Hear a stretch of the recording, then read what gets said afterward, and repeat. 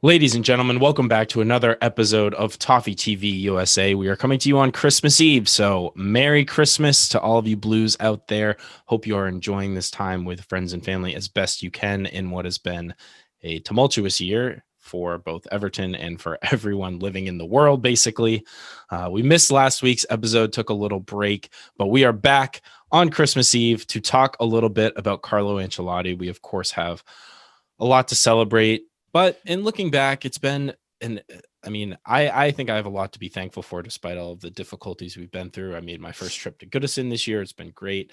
A lot of progress with the pod and just a lot to be thankful for, healthy family and all that sort of stuff. So just take time to reflect and be thankful for what you got and hope for the future, hope for the future of Everton at behind the reins with Carlo at the reins, steering us in the right direction, I think, which is the subject of our show today.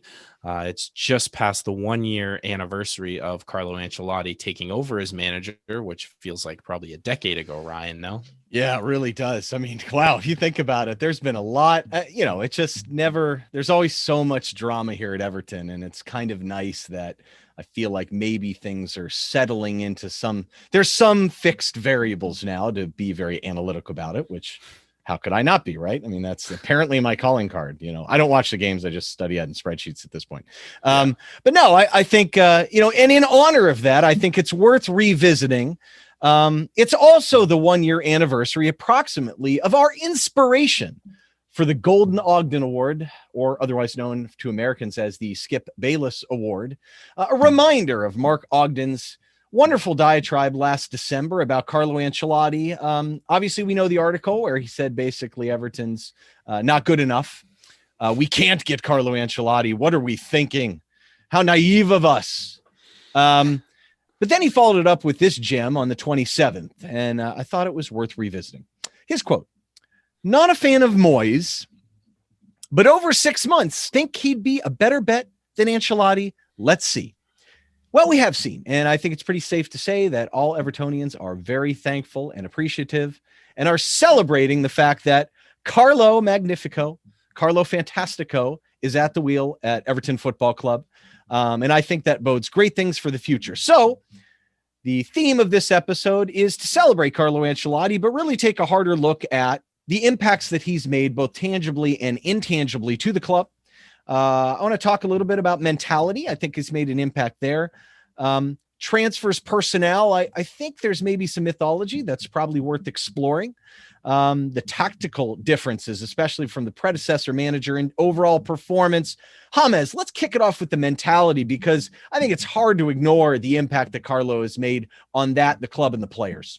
Yeah, I think there's a few facets of this. I think you start with the fans, us, and you look at, in the wake of David Moyes' departure, we've had a slew of new managers, and I think most of them had bright spots, but eventually fizzled out. And there was never this presence that Carlo has, or this record, frankly, of success.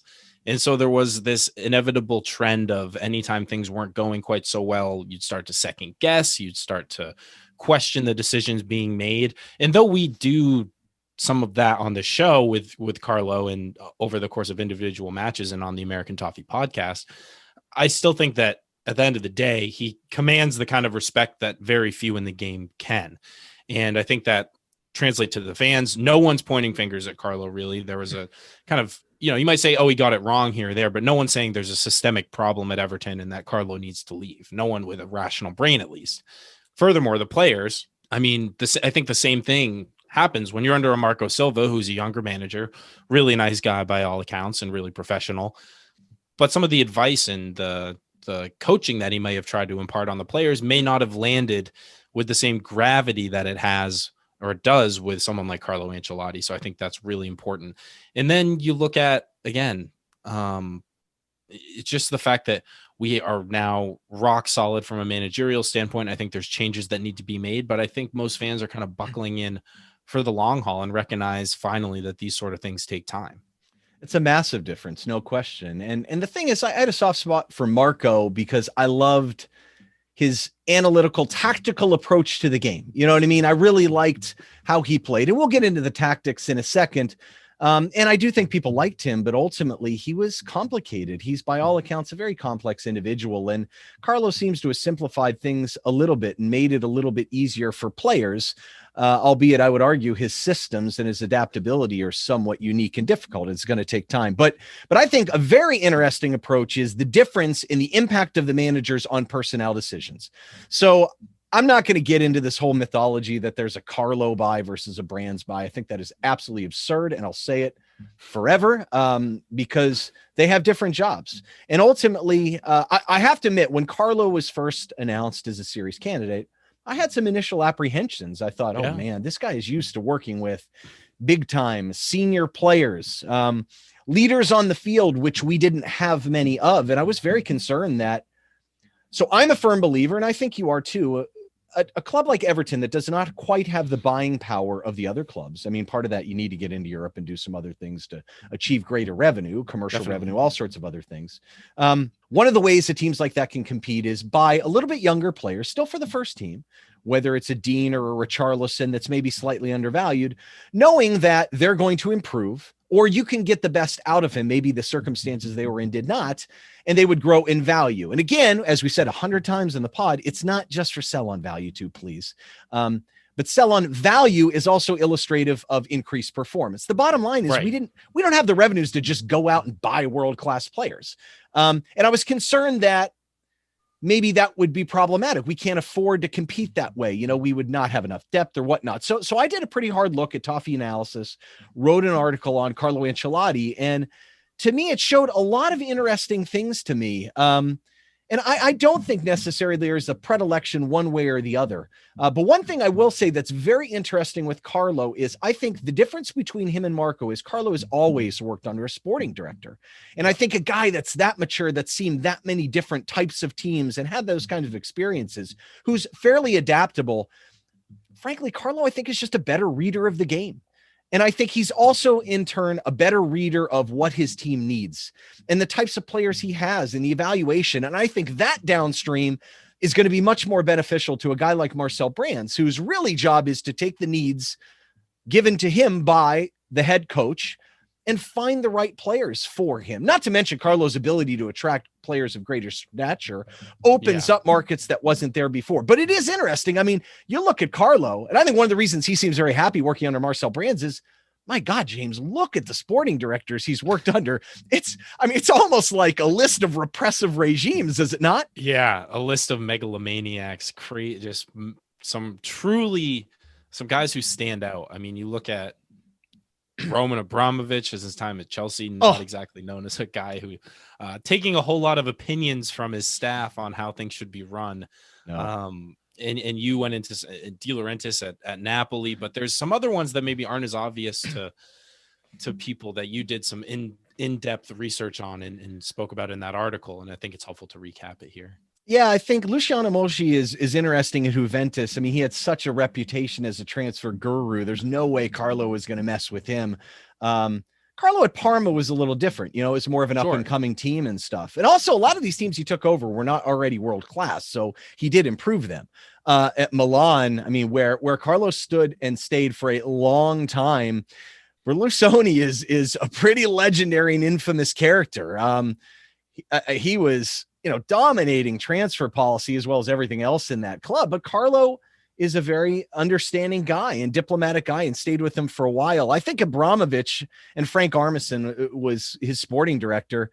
I mean, some of these had nothing to do with Carlo. Like, there's no way Carlo would have bought Yuri Zirkov, you know what I mean, for crazy money. And I don't think Fernando Torres is this guy too. And Florentino Perez, infamous sporting director at Real Madrid.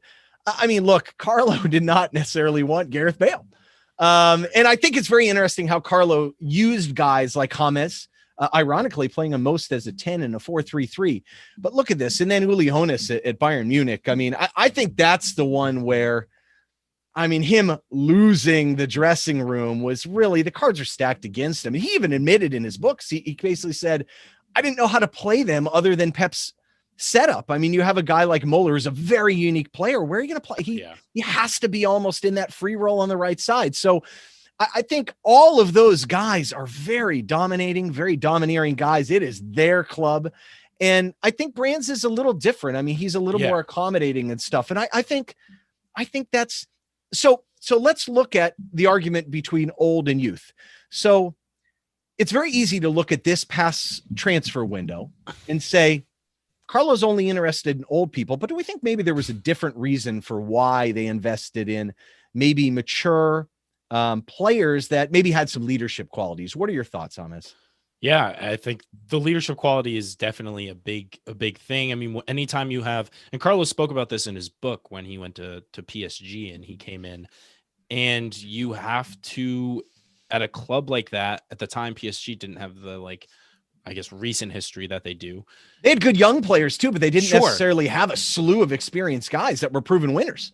And and that's the culture that you want to instill at the club. And I think definitely Everton, if you have one overarching critique of the players themselves over the last several years, it's been that lack of leadership, that lack of, at times, just digging deep and getting stuck in. At times, we thought the players looked kind of apathetic. They've failed to take responsibility for some of the losses. And if you're trying to establish that culture, you need to bring in guys who have a track record of that. And you could argue there were very few at Everton when Carlo arrived that had that. And so in the summer, I think that was the immediate pressing need. Get some guys, not just who are leaders, but are quality and going to improve the side. But I don't think there's a lot of young players that can check all three of those boxes. And so as a result, you take two of the three, you get the leadership and the quality. And that's, I think, the backbone of what our transfer policy was this past summer, for sure. And in value, that's the thing. You look at the price he got these things are, he got great value for players. And we talked about, as much as I think maybe buying the young players might be a better way forward, if you don't have the leadership there, who's going to help facilitate their growth anyway? It can't just be the manager solely. And when you look at the prices that we got for some of these guys, I mean, we got a lot of bang for our buck. So kudos to Brands maybe for the negotiation, but yeah, Carlo's a big attraction. But really, when you look in history, I think it's very varied. I think it's very difficult to say, oh, he only likes older players and kind of blame him for not bringing guys in like Anthony Gordon or Nkunku immediately, which I think is a stretch anyway. But look, so just revisiting very quickly, like Juventus, Carlo took over a team to finish 7th, and Moji and Carlo pretty much brought in young players, and that's it. At Milan, they bought a lot of older players, but he still had no problems incorporating guys like Kaká, Gilardino, Pato into very experienced sides. Now, granted, levels, right? You know what I mean? These are different levels of players, which that could be the counter argument. I think that's a fair one. I mean, Kaká was World Player of the Year at one point. Yeah, exactly. So I get it. You know what I mean? And Buffon giving him his start at goal. I mean, who are we talking about here? So it's a fair counter. I'm simply trying to be objective when I wrote the article. But yeah, other than the bizarre purchase of Chelsea of Zirkov from Moscow, most of the guys are younger players. Even Fernand Torres is only 26. And they were under a transfer ban. I forgot about that. Right. Real Madrid, surprisingly, all players under 25, one exception, Keylor Navas, who decent purchase there, I would think. Talk about, a great fine.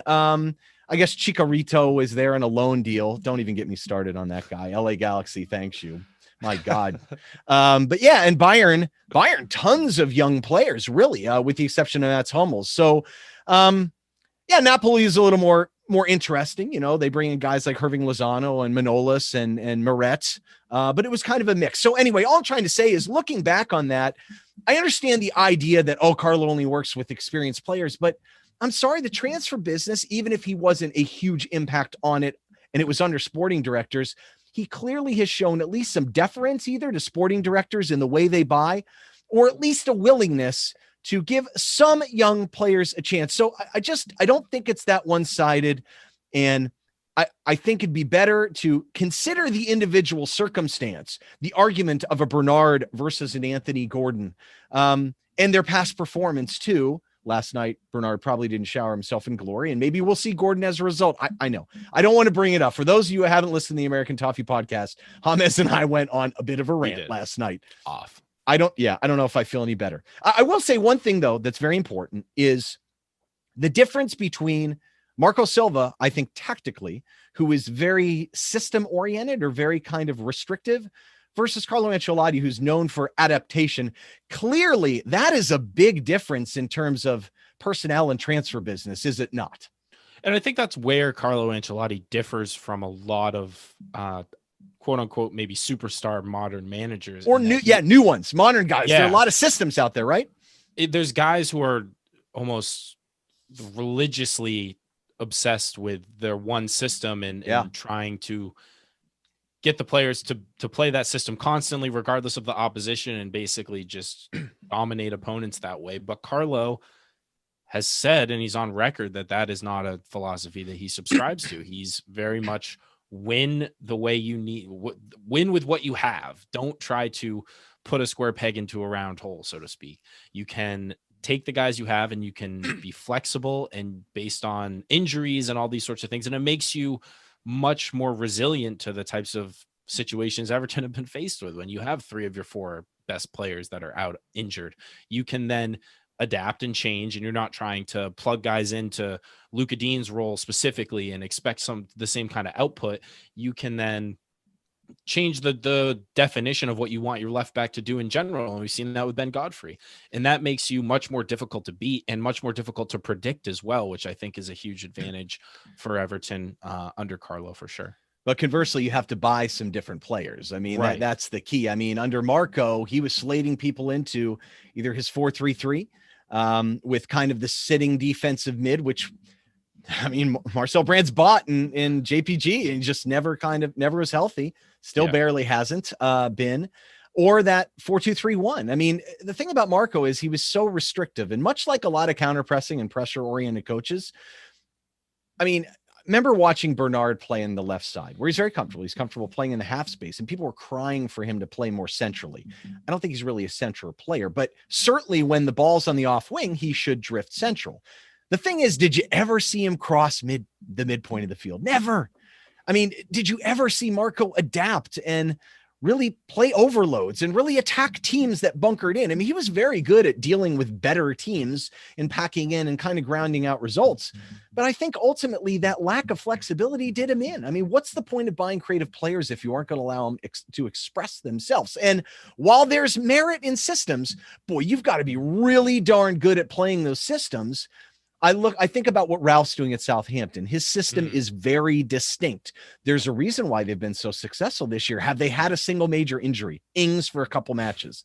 But that makes a massive difference. So Marco, in a very rigid system with people bought specifically for the system, had a slew of injuries, and sure enough, could not adapt and deal with it. And maybe the underlying metrics on Marco indicated, and some of the rumors Marcel Brands kept pushing and defending him, that we were fairly unlucky in results. And I do think there's some merit to that. But ultimately, if you're going to be that restrictive and you're buying better, more talented player, is Marco Silva the right player to play with better players? I don't think so. I think he's more of a guy that should be in an Olympiacos. You know what I mean? To make things more difficult. So that has to rely on the system. If Ralph Hasenhüttl could buy the best players in the world, he wouldn't have to turn a Ward-Prowse into a world-class player. So I think what's really important is, do we think, James, if Marco Silva is in charge, knowing our current injuries, how do you think his team would have fared in the last 3 matches against Leicester, Chelsea, and Arsenal?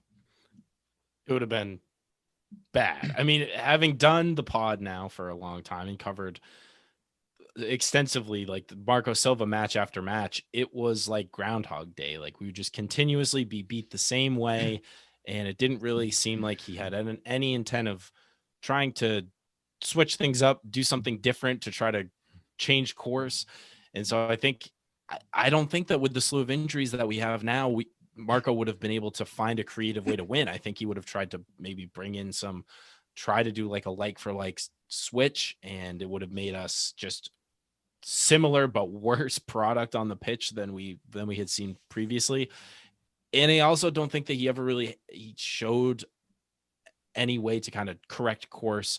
When the team's mentality started to slip, it was just a consistent downhill trajectory.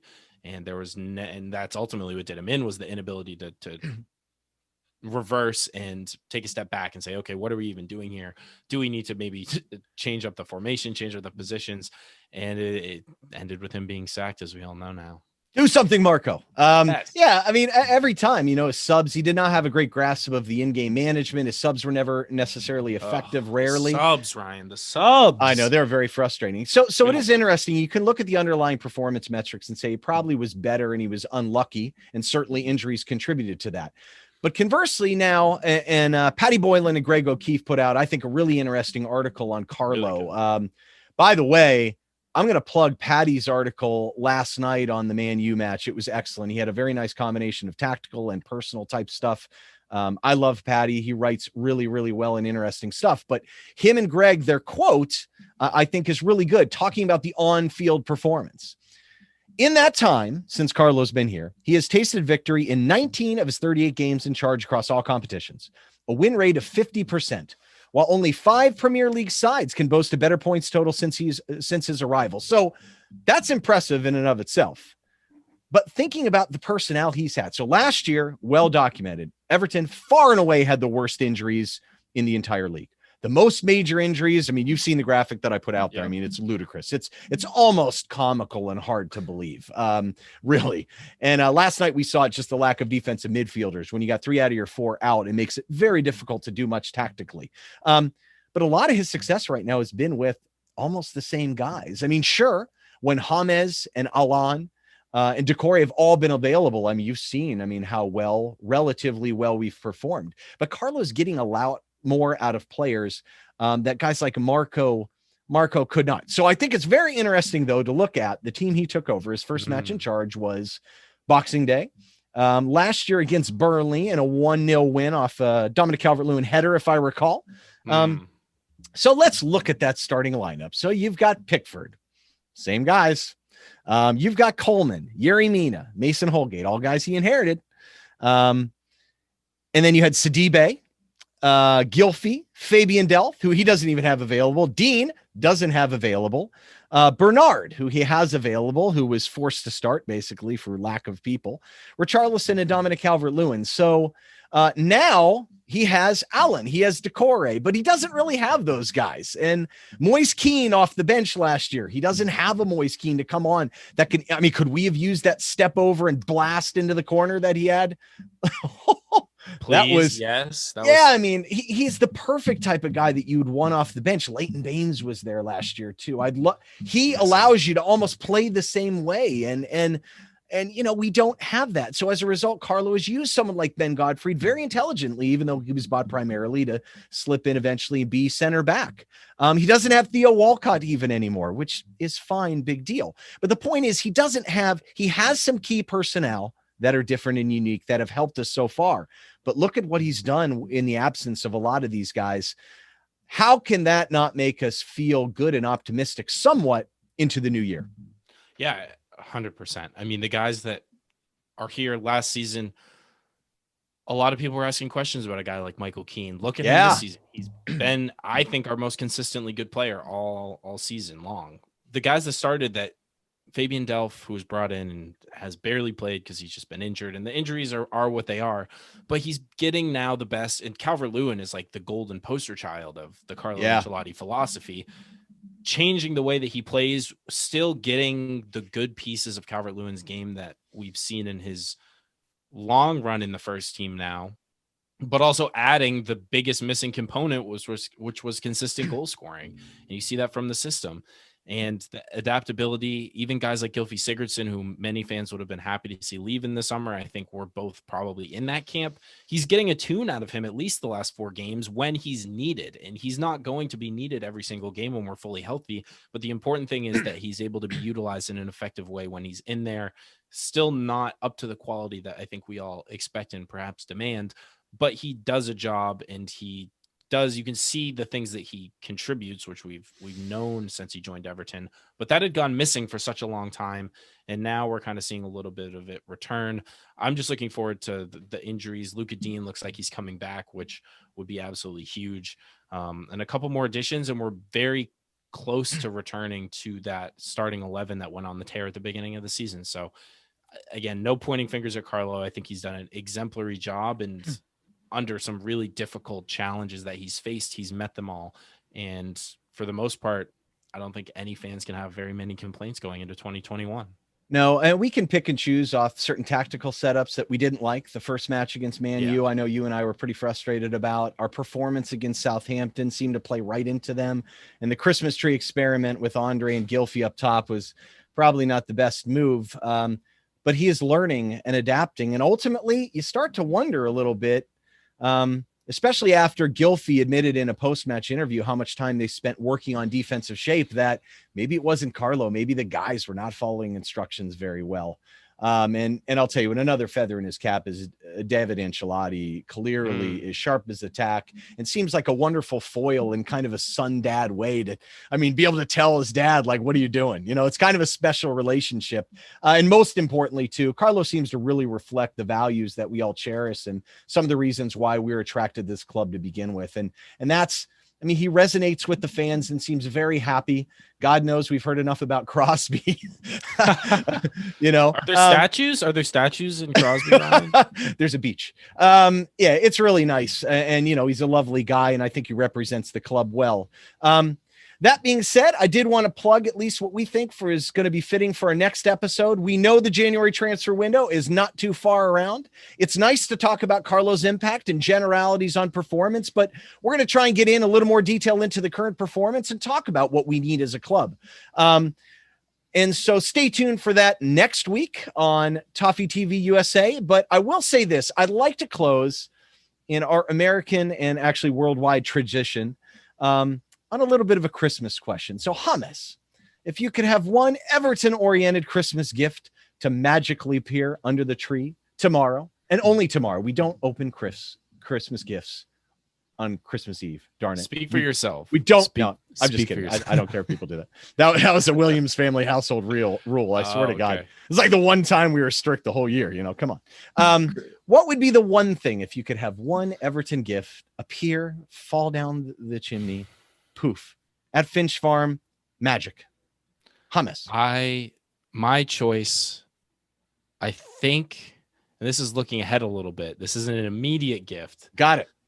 But I'd really like to see a strong FA Cup run. Now that we're out of the Carabao Cup, now that we're sitting pretty in the league, I want to see us get healthy, and I'd like to see us just have a go at the FA Cup, man. I know people there's the Carabao Cup, the League Cup is a bit divisive, where people are kind of two minds, where we want to get silverware by any means necessary, but it's also the Mickey Mouse Cup. And so you can kind of exist like in between those two things, but there's no question the FA Cup, if we could get to even a semifinal or a final, would be such a boost to the fan base. And hopefully by then, once that's going on, the fans will be back in larger numbers than they already are. So that would be my thing. And I'm going to sneak a second one in there, and that is in 2021 to see a full Goodison Park once more.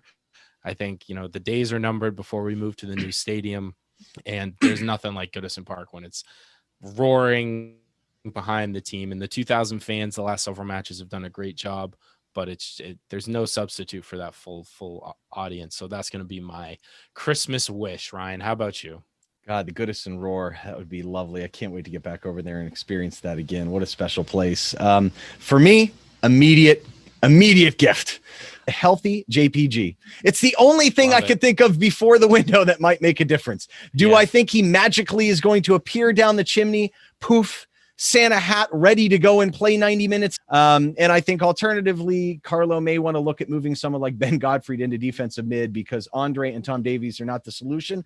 But man, what an absolute impact he could make. You remember how much I talked about. I love that signing when Brands made it.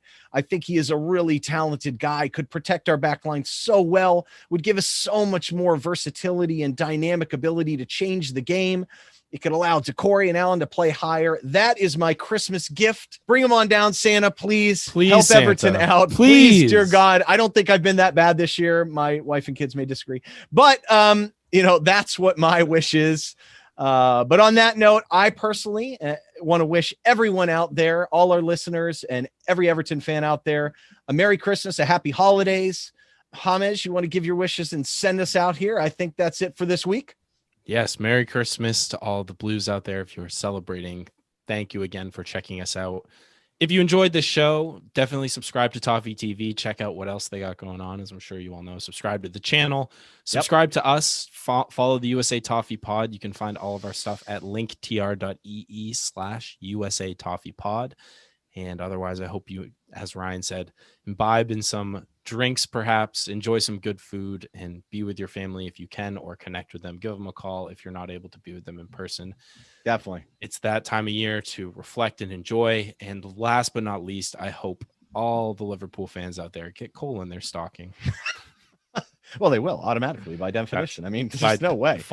Santa's blue. That's right. He is clearly. I mean, he's forced to wear that outfit. I mean, please, if he had his choice, it'd be blue crimbo all the way, man. Everyone 100%. knows that. Everyone knows that. All right, folks, that's going to do it for us. Catch us next week on Toffee TV. And again, do check out us on the USA Toffee Pod as well. We'll see you guys next time.